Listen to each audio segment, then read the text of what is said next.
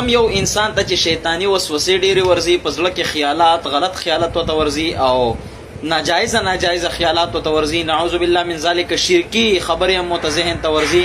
د داسې کس دپاره یو اسانه وظیفه د اعوذ بالله خو به تاسو ډېره ویلې وي او په هر ځای کې به وایي اعوذ بالله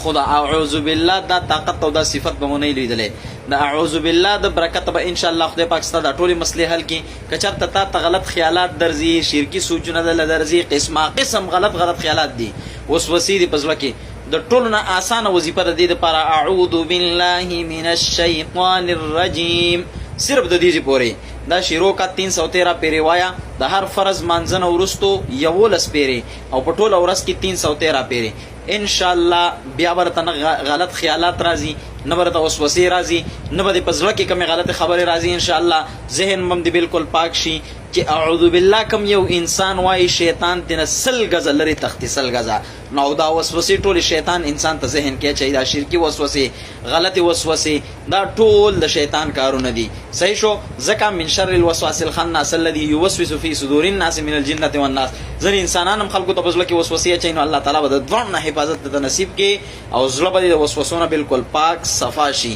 خو ته اعوذ بالله په پابندۍ سره شروع کړه انشاءالله یو هفته په پابندۍ سره ووایه ته بیا ګوره چې ستا وسوسې څنګه ختمېږي انشاءالله